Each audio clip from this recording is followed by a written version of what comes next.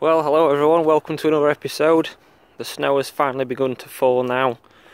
We've had an amber weather warning for the past 2 days to be prepared, so we've not had anything up to press, and it's just a bit of a nice little trickle at the moment. It's nothing too serious to worry about as yet.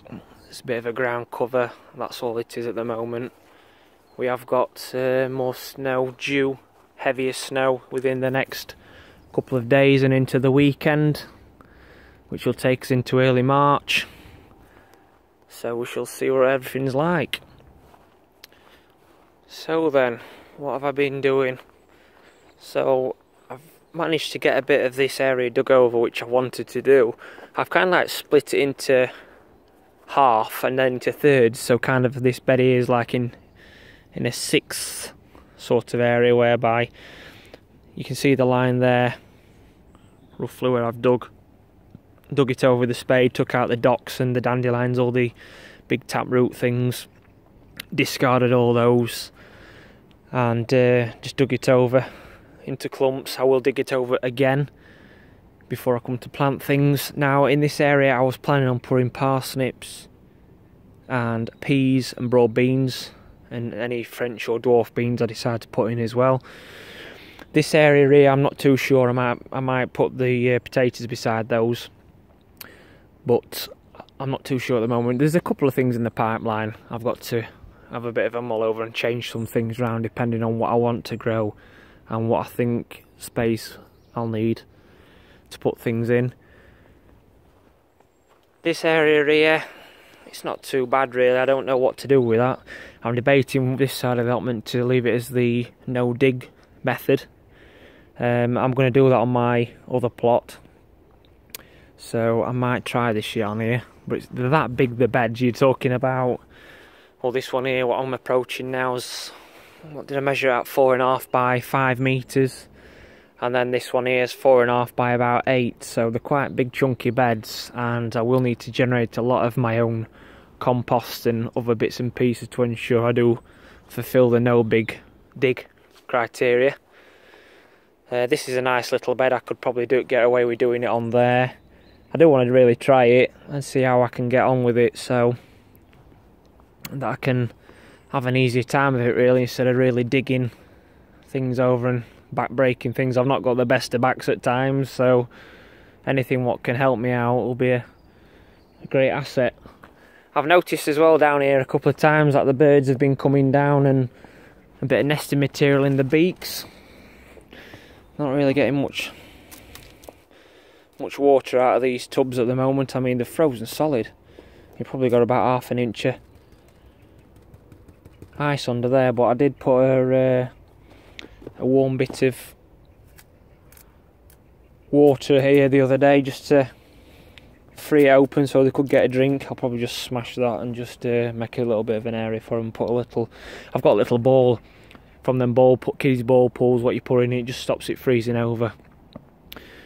So I shall do that. I don't really know what to say, what I can really explain to you. It's just, it's a lovely scene. It's 5:30 in the afternoon. It'll be going dark. We're lucky now, aren't we? It's about 6 o'clock, which is nice.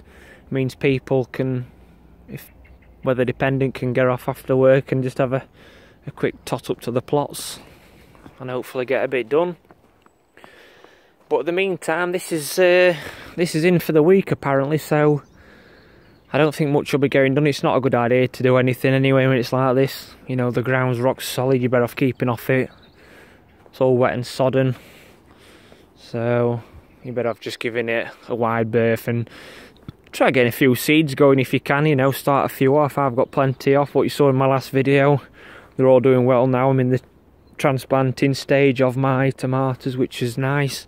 So they'll now all go into their own individual pots, and you can do some things like that, such as your seed ordering if you've not yet got your seeds. It's still really early. I just like to get a few things going early, especially my tomatoes and peppers, greenhouse things, because they need a prolonged time. And up here in, you know, towards the north of the country, the growing season for the peppers especially, you need a long warm one. So if I can give them the best chance possible and the good start they need, then I could hopefully get another crop as good as I had last year. So That's the reason why I sow the seeds. But it's mainly just about tidying up really. I'm still in the process of getting rid of a lot of rubbish. You know, really load of rubbish what's been stored over the years which is not needed anymore, which needs to get gone, clear up a bit of area. But the tulips are starting to poke through now, and the crocuses in those pots there. So spring is close, and it just needs a little bit of warmth just to help push things on a bit. The daffs are coming up, I've noticed, around the villages, so with March the 1st being in 2 days, meteorologically the first day of spring, I don't think we'll be too far off. I think once we get rid of this beast from the east weather we're experiencing at the moment, I think it'll be alright. But that's the snow what's coming, so for the time being I'm going to wrap up, head off home. I think I'm going to get myself a nice brew. I'll see you again soon. Well, this is a scene the morning after. It's February the 28th.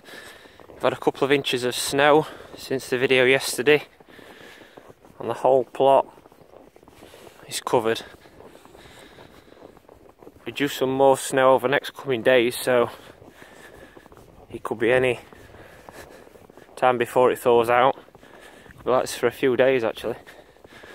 But it's a nice scene. It's nice to get the dog out. She's enjoying it, playing in the snow, and everywhere's white over. So I'm just coming down just to check on things. You can do stuff like get all the heavy snow off the greenhouse, that's a good idea. Make sure the potatoes what chitting are covered in some form of fleece if it's too cold. And also top up with bird feeders like I mentioned the other day, because they'll really appreciate it.